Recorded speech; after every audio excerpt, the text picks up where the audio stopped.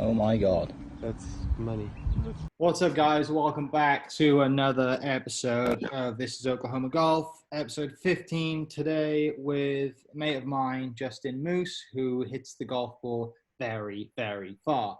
But unlike most of the long drive guys, he actually swings it good as well. Like if you watch him swing it, you think he should be playing on tour. And then you see the ball disappear into the clouds.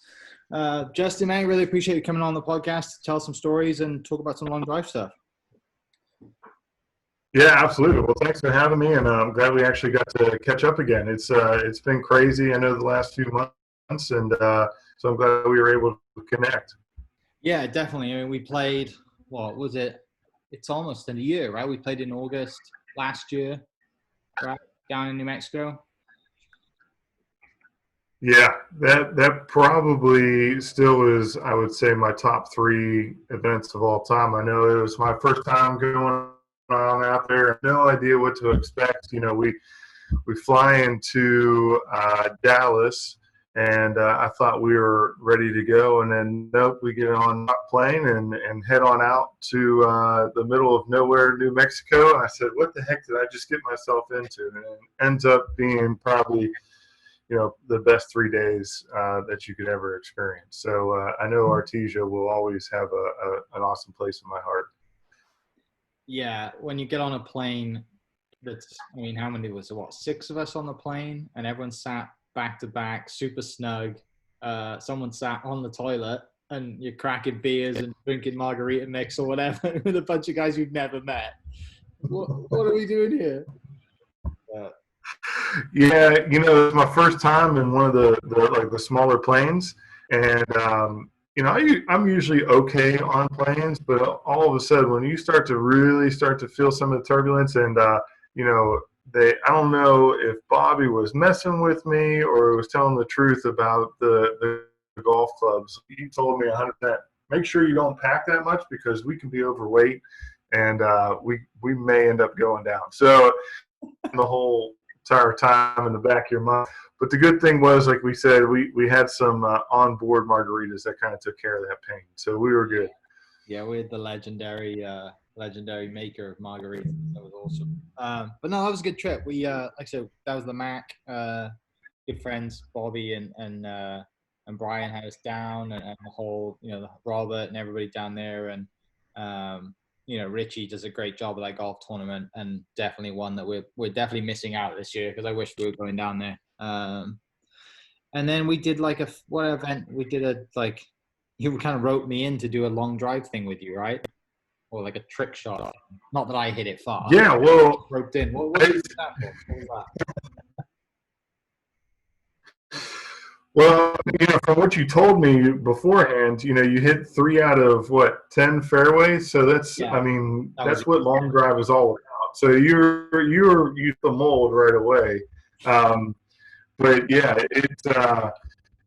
it was just a great fundraiser for our service, our military, and wanted to go out. And I'm glad you were able to be a part of it. So we got to teach you right away how to hit the left-handed driver the right way. So taking the left-handed driver, flipping it upside down, busting it out there about 300 yards. The big question I have, and this is really sad for me, but I've actually found that I hit that straighter than I do my regular driver now. I don't know how you did out there on the tee box, but I'm telling you, hands down, once you get, I mean, I feel like that should be my ticket on to tour. It's just take the lefty and hit it upside down. Yeah, because it for me it was drawing quite a bit, so I just kind of aim it down the right and turn it over. It's a weird feeling, but yeah, you kind of get used to it, don't you? But, yeah, well, it's a one-way miss, right? You know it's only going left, so you just take it out there and just hammer it, and it's only going left. Yeah. So the long drive stuff, right? Like how, you know, because I don't think many people, well, they might now, but I don't think many kids grow up and think, you know what, I'm going to be a long drive world champion or whatever, or I want to be a long drive on the long drive tour. So obviously golf was a sport that you liked playing growing up, right? Otherwise, you know, like, but how do you get from loving playing golf and having a good time to I hit it quite far, I should probably work at this? My story is kind of funny. So I played everything kind of growing up. Baseball, basketball. The only thing I never did was I never played football. I just, for some reason, never wanted to go out and just butt my head against somebody for right now. Whenever I talk with somebody, because I'm 6'3", 240, you're like, why did you ever play football? Well, I was tall, but I was definitely, I didn't have a lot of weight. I was pretty strangly. So playing every other sport that I could, and then my step to the pitcher whenever I was about 4.5, and he was a golf course superintendent. Actually was part owner of a public golf course and so whenever I was about 6, he gave me my first set of clubs, took me on out, taught me the game, and for some, only child, you didn't have to have a team to go out and play basketball or a team to go out and play baseball. You can just go out and do what you do. And so having all of that sport background, I fell in love with the driver because you just hit it as hard as you possibly could. So would go on out there, tell my mom, hey, guess what? I hit it to a 150-yard bush today from a 400-yard hole. I'm 6, 7 years old hitting it 250. I was like, this is awesome. And every day I kind of wanted to go out and beat that mark. For some reason, and this probably is paying dividends now, I wasn't super enthralled about putting or chipping. I just wanted to hit it far. I thought it was really cool as a young kid. And so that kind of stuck with me. I started to learn the game a bit more and more as I grew up. Whenever I was 12 years old, I started winning some Western Pennsylvania big tournaments, and started getting into high school, had a decent career in high school, was able to go into college, and got a scholarship to a D2 school up in northern western PA at Clarion University. Got to be a 4-year letter winner and won our conference championship. So, distance, as Bryson is showing, is definitely playing off to playing good golf. But as far as the long drive goes, I had a buddy of mine actually take me out on a dare my senior year in high school. He goes, listen, I got this crazy long driver. It's 48 inches, so that's the max that we're allowed. Normal drivers are 45 inches. Mm-hmm. And it had 5 degrees of loft. And he said, just hit it. Just see what happens. Go hit it. So we got 6 balls. I paid $40 to a local qualifier to qualify for the World Championship. And the first 4 swings, my timing was so bad, I shanked it out to the right. I mean, it may have went about 300 yards, but it went 300 yards right. I mean, it was so hard to actually time this thing up. And my 4th swing, I timed it up perfectly. It's still one of the coolest shots that I've ever hit because I didn't realize how long I golfed. But I hit it 403 yards on the fly whenever I was a senior in high school. I was like, all right, this is it. Like, this is the coolest thing that I've ever done. And so did that. I didn't get to make it through regionals that year, but it stuck with me. I was like, man, this is cool. Played college, as I said. And as soon as I graduated college, I kind of went straight into the working world. About 2 years later, when I was 24, 25, I started getting that bug again that I wanted to go back. I just missed competition. I missed that feeling. And so I called a buddy of mine that got me introduced to long drive and said, all right, build me a driver. Let's go and see what happens. And then since I've been 25, I've qualified for the World Championships every year. It's just now become something that's what I do. Like, I just hit it far, and it's awesome. It blows me away. So the last 2 years I was able to make it my full-time career. And so I'll go out to outings, this is where we got to hang out and meet up. But people get excited that I just hit it far. And, for me, I see it day in and day out. I was like, okay, this is just a normal ho-hum. Like you said, when you see the golf ball go out, it just does something different that really not a lot of people have ever seen before. So it's exciting. It brings me joy to actually bring others kind of joy that just like, holy, I mean, what the hell just happened? So it's fun. Yeah, I think like, when I first saw, when people say, I got this long drive guy come in and you think he's going to be swinging out of his shoes, and you like, for the most part, like there's no like touch, right? Short game's never there. But I think if someone sees you hit balls on the range and they don't know that you're a long drive guy, they wouldn't think, they wouldn't know, right? They just think it's just this guy. He's obviously, 240, 6'3", he's a big guy, but he swings it pretty good, gets it in a good position. And like, you don't swing out of your shoes. It just comes a lot of leg and core power. And then, and I'm going to post some of the videos I have from New Mexico of you hitting it. It's just like, it just doesn't stop, right? Like, I remember standing on 10. I like hit one down 10 and I absolutely hammered one down 10. And I said to Brian, I was like, I've hit that so good. Like, if I get like within 20 yards, I'm going to be really happy. And you and Bobby hit it like 60 by me. And you were like, yeah, I kind of necked that one a little bit. I was just like, oh, I was so mad. But like, you're right. It's so awesome to see it. It's so awesome to see like how compressed it is. And, and we can go into it a little bit. You do, you get clubs built for you, very drivers, they're specific to, long drive. And even that week, I know you didn't have your long driver with you, but, you were still hitting your regular play driver, the keep it in play one, 380, 390 easy with a cut, which is even more annoying to watch. But so, you get that kind of the gig, you get that buzz, right? And then you're a kid, but you go to school and then you get into the work, graduate, get into working life, and 9 to 5 happens, and you're just like, I don't want to do this anymore. Let's get the bug back and try and do events.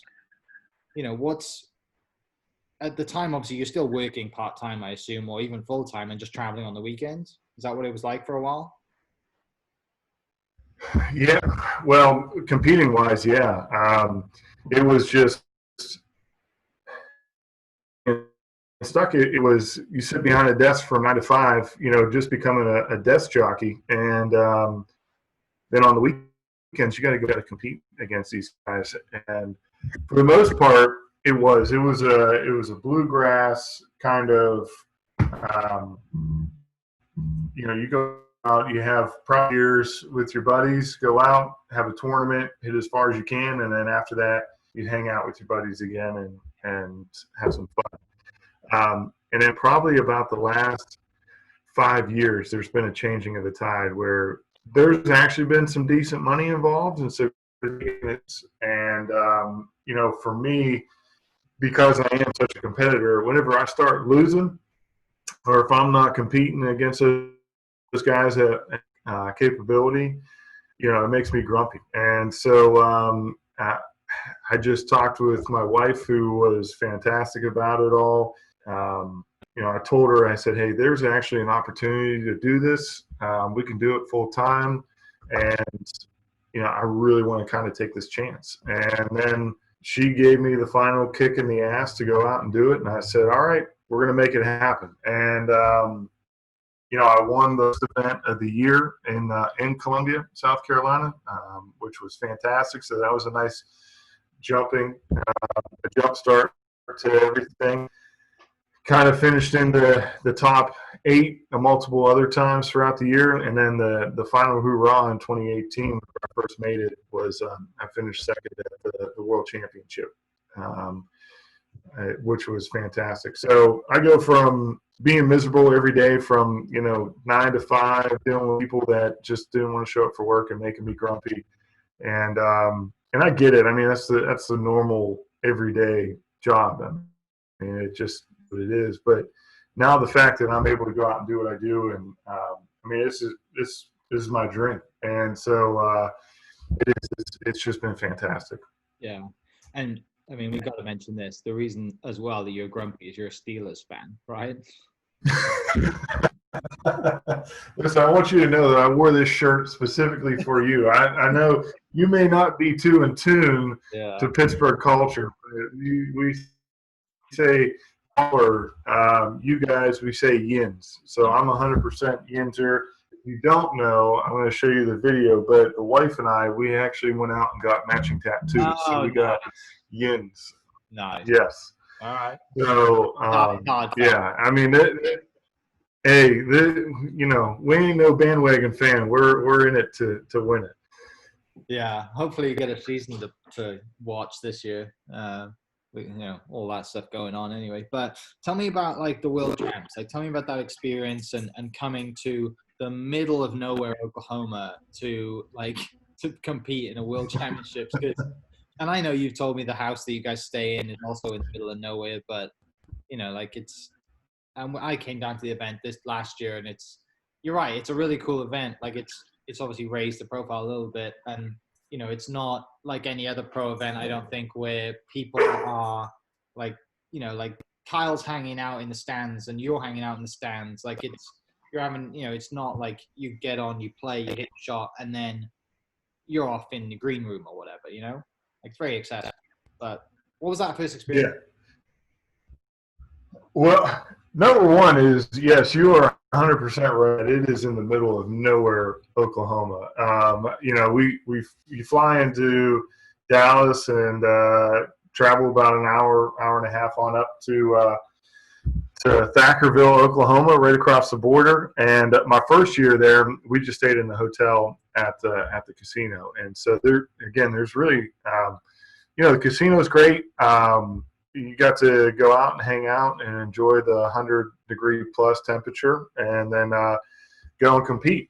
So, like I said, you know, luckily I had a buddy of mine that had a connection where we would stay at a house, probably about 45 minutes down the road, and it was on this crazy ranch. You know, it had like 10,000 plus acres. It was nuts, and it was probably the most enjoyable experience that I've ever had. You know, you wake up in the morning, got cows coming on up to the front porch, hanging out. They don't care. You know, hey, you're going to go out and hopefully change your life if you win a world championship. But, you know, you just go out there, hang out, enjoy some coffee in the morning. So that really kind of set me at ease the last few years of doing that. Now, you're right. I mean, as far as accessibility and stuff goes, it is, again, all of us.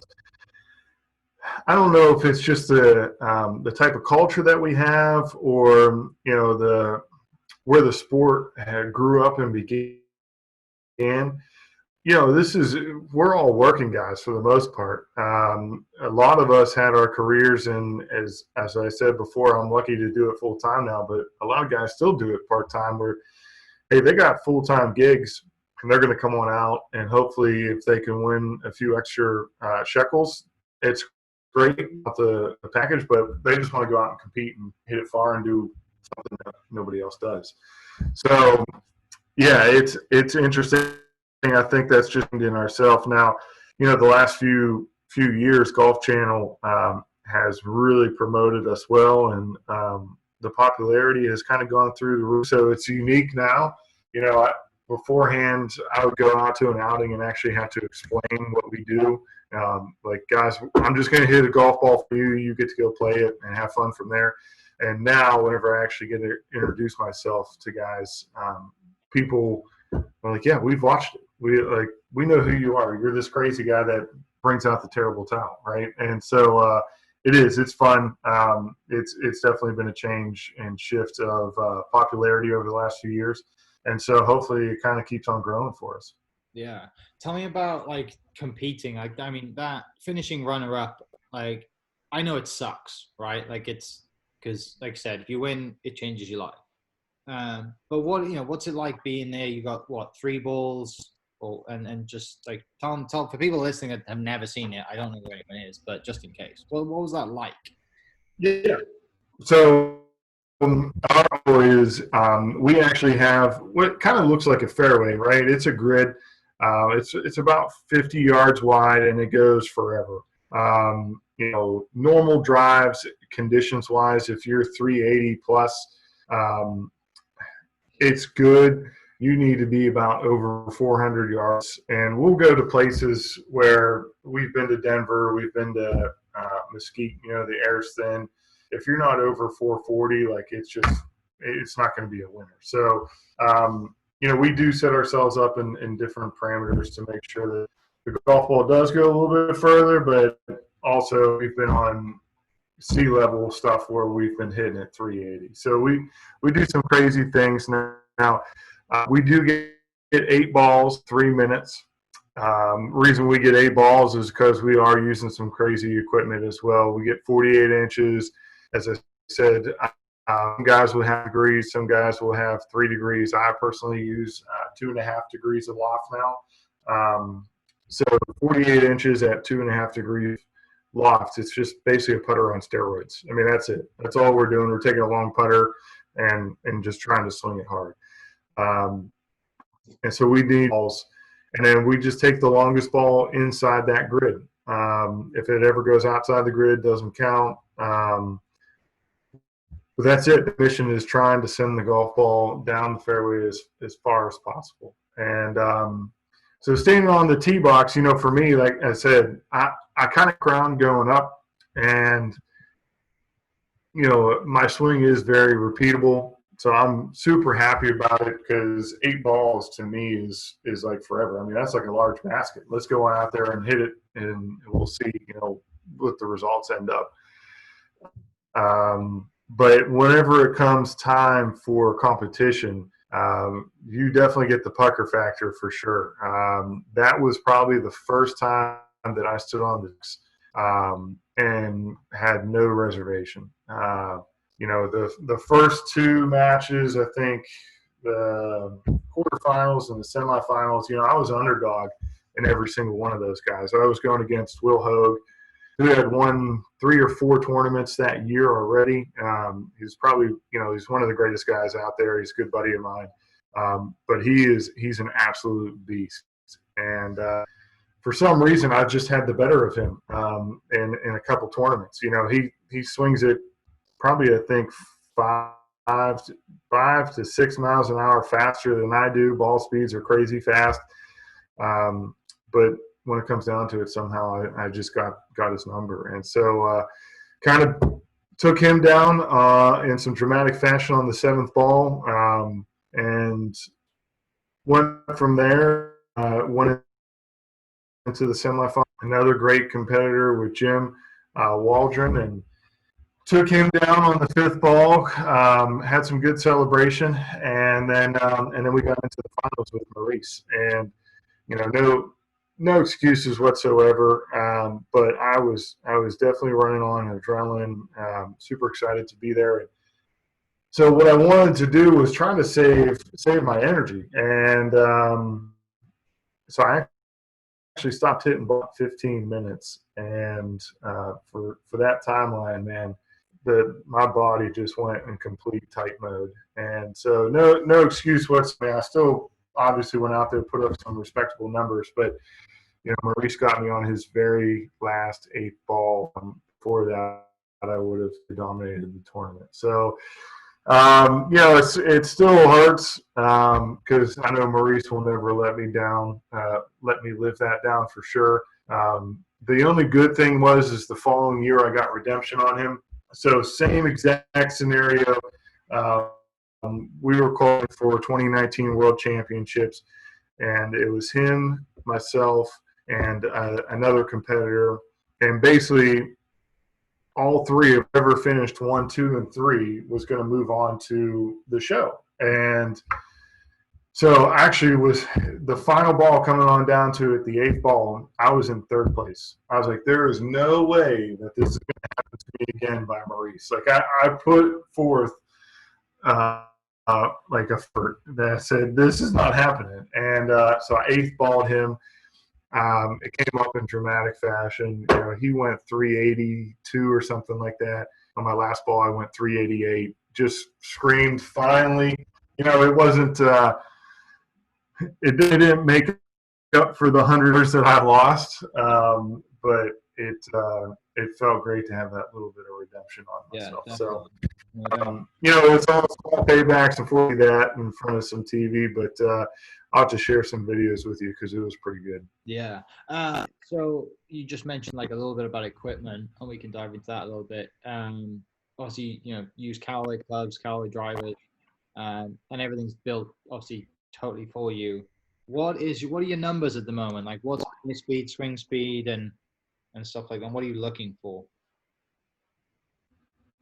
Yeah, pretty consistent right now. My action again is more of a conventional golf swing, so I get to do it over and over and over again. So I'm not as fast as those guys out there that are swinging 150 plus. I'm usually about 140 to 145. My smash factor is 1.50 every single time because I hit the center of the club. And then ball speeds are about 210 to 215 pretty consistently. And, my spin rates are good. So I always call myself like old man par. If you're going to come out and beat me, then you're hitting your golf ball pretty good. But for the most part, if you ever have a moment of weakness, like I'll basically run over you with consistency. So that's kind of my deal. The nice thing is with all this time off, I've been able to actually let my body recoup and get ready. So I really feel like I'm going to have kind of a really big push over the next few months, get my body back in shape, and start swinging as fast as I can.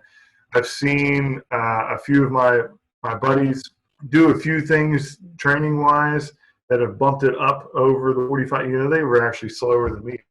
Heck, they were at 8, and they're up now 147, almost 150.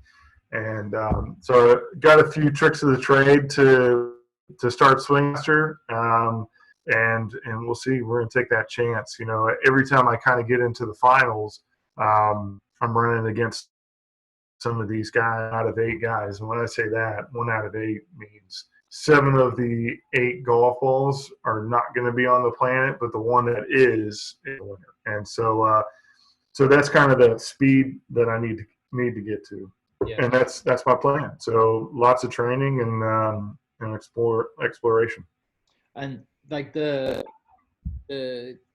training, I think you're known quite well for doing a lot of yoga, and especially in particular Sean Veig yoga on YouTube, which is awesome because I'm doing it as well. But also there's a lot that goes into it. You're not just like pounding the weights, right? You're doing yoga, but then there's the technique of hitting it long with the rocking motion and stuff like that. Like, tell me a little bit about that stuff, like how you prepare and how you strengthen your body, and then also the rocking motion for hitting it. Yeah, so there's a lot of prep work that goes into it. It's funny, you see all the PGA Tour guys and everything, and they're grinding on the putting green and on the wedge game because that's where your shots are. But for us, we're on the driving range going full bore for 2 hours, and basically you have to train yourself like an Olympic athlete because recovery is huge. Because if you only get to practice once a week, it's not going to work for you. You got to keep your speeds up. So for me, body-wise, like you said, yoga. Sean Veig, I know. He's getting a nice simple plug here, but and he's got some good stuff on YouTube that I have absolutely destroyed my body over. And you think yoga, you're thinking, okay, I'm just going to sit in this humble position for about 30 seconds to 2 minutes, and it's not the case. You're doing some flows, and I actually just did it last night, and I'm sweating. You're sweating after 20 minutes with no weights, no nothing, just moving your body from position to position. And so that's actually opened up a lot of things for me. I was kind of always just weight strong. So if you're moving 240 pounds, super, on the bench press. But if you look at golf and what we're doing, it really doesn't have too much of a factor for us. For us, especially for me, my body type, I need to get myself a little bit more flexible, a little bit more limber, because I do have such a golf swing. I'm so short at the top, where guys that I'm competing against that have that speed are so far up with the hands high that I physically couldn't get my body to do that.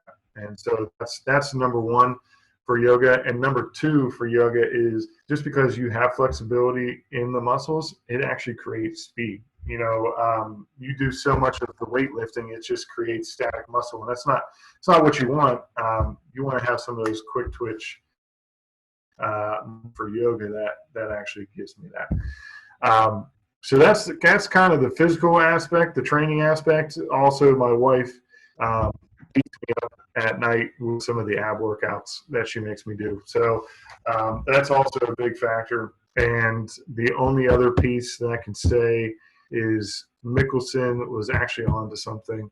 So your calf strength, explosiveness is so big. You know, I'm just genetically blessed that I have big calves. It is what it is, and I can jump, but calf strength is legit. So those are my three big aspects. I mean, everybody kind of has their own formula, but that's my body aspect. As actually get into competition and everything, equipment is huge. As we said, it's just you got to have the right to hit it far. So whenever I go into competition, I actually have probably about 11 different shafts. They're all 48 inches, but they're different kick points, different spin rates. So if I'm downwind, you want to have a little bit more spin rate to carry the ball. If you're into the wind, you want to have less RPMs, right? So it's really kind of taking every aspect of the game and realizing one extra yard difference in between winning and losing. That's it. So if you can muscle out one extra yard, that's what it is. That's what it comes down to. Yeah, it's awesome to watch, like, you know, to play golf with you, see you how and try and score around it, you know, hit it close and hit it down a fairway, and then to watch you on a range doing a long drive thing. Like, it's, you know, it's two completely different setup, swing styles. But I think, you know, what's most impressive, especially now, like seeing, you know, for you, it must be awesome to see Bryson do what he does from your perspective. Right, because you know how hard it is to get it like down a tight fairway. That's, you know, because the fairways are they're wider obviously at 300 yards than they are at 380, right? And he's sending it. So, yeah. What are your thoughts on that? I actually from a format, I think it's fantastic. You know, he was obviously a very accomplished player as it is beforehand. So his short game, his ideology and methods work. He's very, very scientific in his approach. And so he's got the short game down. You know, that's probably the biggest point, the difference in between what Bryson is doing and what a long driver can do. His short game is PGA Tour caliber. And whenever you do that, and you give him a 20-yard, 30-yard advantage on the field, I mean, that's it. That's why he's gonna be so consistent inside the top 10 and doing what he does. It makes sense. You know, even if he only hits, let's say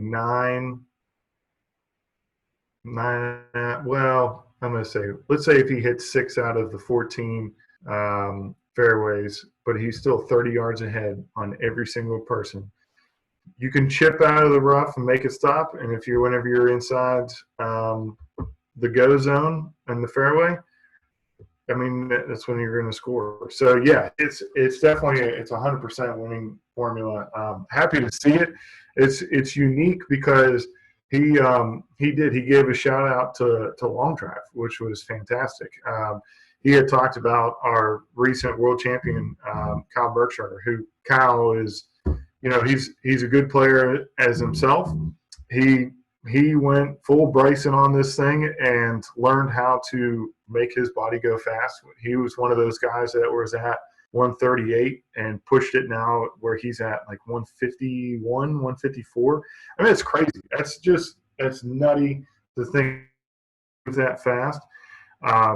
But Bryson gave him a shout out. He goes, listen, I want to hit it as far as Kyle. You know, I mean, that's awesome. That's the cool thing for golf and long drive to kind of coincide where, you know, those guys on tour kind of get what we do. Theirs going to get far. And then we look at them and like, boy, we wish we could hit it as straight and accurate as they do, right?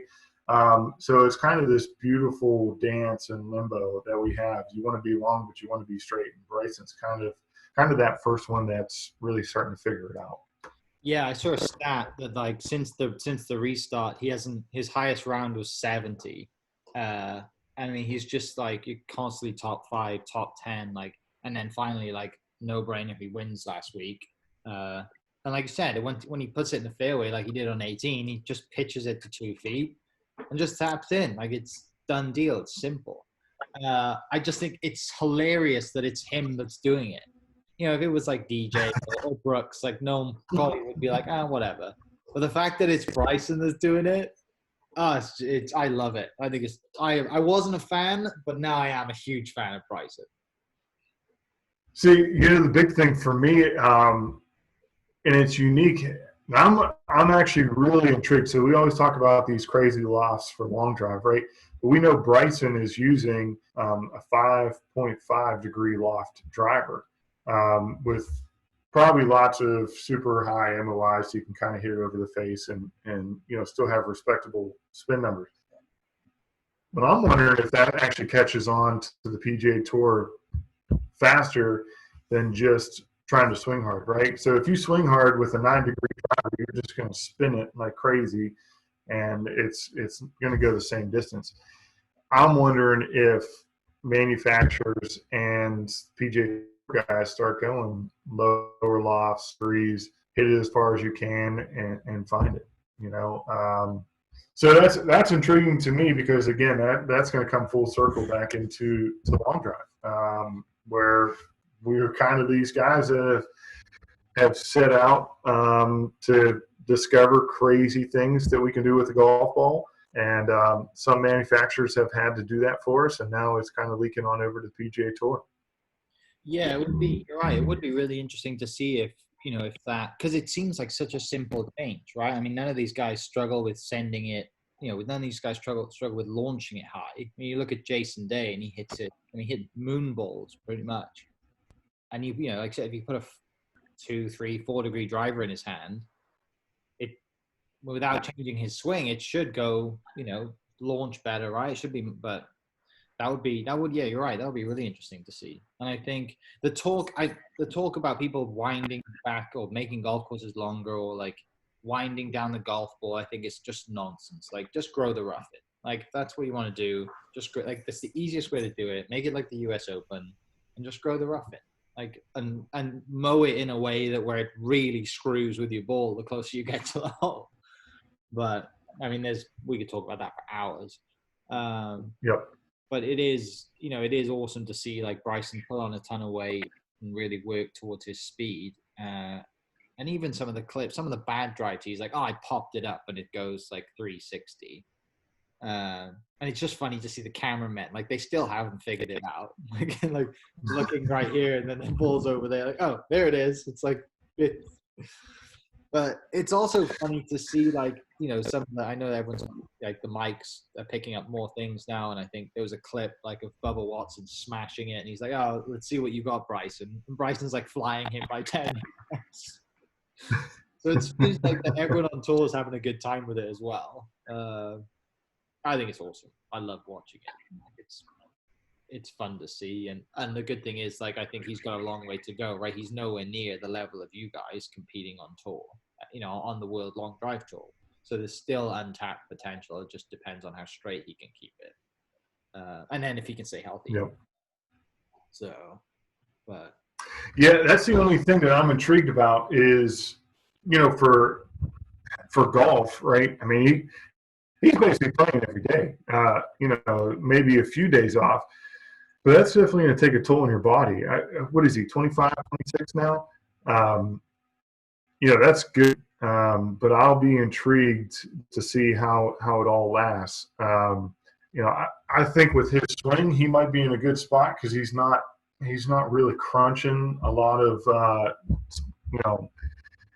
his spine, and has a pretty consistent swing all the time. So he's good. I think he's building speed in the right way. But I think a lot of other guys, if they start chasing it, they might find themselves on the injury list here as well.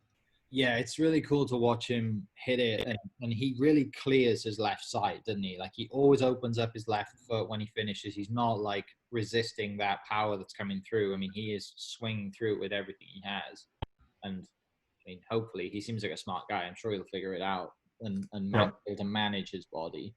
But no, it's awesome to see.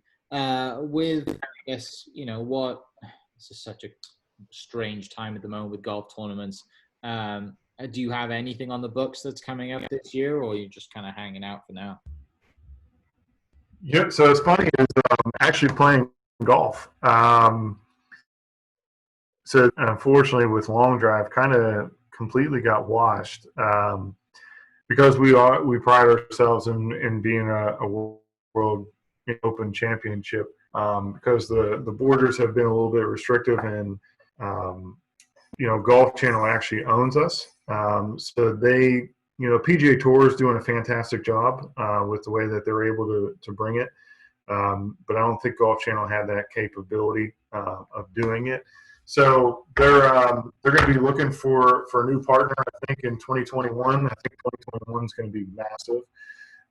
But for right now, any long drive events happening this year, which stinks for the guys that put in a lot of hard work.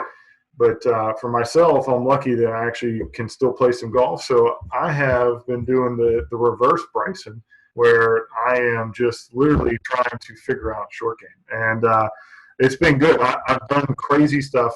I can't wait to actually play with you because I can now chip the ball, which is great. And I still will never forget Artesia. It's made me so incredibly mad whenever we had dominated the entire 35 of 36 holes and come into the 30th hole and completely choke like a dog and have you guys end up winning somehow. So I have that nightmare stuck in my head. I have been working really hard on the short game. Believe it or not, I actually have a long putter now. So I traded one 48-inch club for another one, and not going anything where it's bracing, but it's easy. I mean, it's literally point and shoot. So once you learn that, it's been fun. So I played with a good buddy of mine that his name was Steve Wheatcroft. He actually used to be on PGA Tour, and we played together. And he's like, "Listen, I don't know what you're doing. I don't know if you're going to continue to focus on long drive, but you should really consider this golf thing." So it kind of gave me some nice confidence and picked me up. So I'm going to head on back to home. I'm going to play in the Western PA Open, and then I'm going to hopefully qualify for the State Open back in PA, where we actually get to play 3 rounds at Oakmont. And if you just want to go and get your brain speed in for 3 consecutive days, Oakmont is the place. So I was super excited to kind of go back there and do that. Yeah, that'd be sick to go play there, and yeah, the whole Artesia thing. Like, I mean, it kills me. For everyone listening, it's a 3-man scramble. Just a great event, just so much fun. Like, have a great time, but it's hyper competitive. And it was me, Brian, and Rupert. Rupert played at Oklahoma City. Brian played at Oklahoma City University. And then yourself, Bobby, who is, a long drive legend in himself, right? Mm-hmm. And then CJ, who's just a short game wizard, has never seen hands like it. But yeah, like it comes to, I think, did we birdie 17 to get within tied up, was it? And then we were tied up going down 18. And then yeah, I mean, now is it? It's two of the three best ball, right? That's so right. the Yeah, you're right. yeah, 2 of the 3 best ball shamble, and so I should say I didn't choke as bad as I said, but I made par on 17 and 18 from like 30 yards away from times. Yeah. But my guys who just were rock stars the entire week made bogey 30 yards on both 17 and 18. And I mean, it was bad. It was nobody talked for a while. I don't know that on the way back home, there was a little bit of silence of like, hey, I don't want to say anything, but you guys really messed up. Like it was bad, and I was happy for you guys, but I just didn't want it to end that way. Yeah, that flight home was not the same as the flight down. No, the margaritas were used for a different reason. Yeah, good times though. Awesome event. Hopefully we get to go back next year. But no, mate, really appreciate you spending some time and sharing some stories. For everyone listening, you can go follow Moose at MooseLong412 on Instagram and see all those awesome videos. And then on top of this video, I'm gonna, if you're watching this on YouTube or Facebook, I'm gonna put some of our swing videos that we did. I have to put them on mute after you've hit it because the reaction of some of the people says some like, you know, some explicits. But no, mate, really appreciate your time, and we'll thanks for everyone listening. We'll catch you next episode, and you can hear my dog going crazy in the background because they're fighting over one ball. Muppets. Anyway, thanks for listening. We will catch you next episode. Cheers. Oh.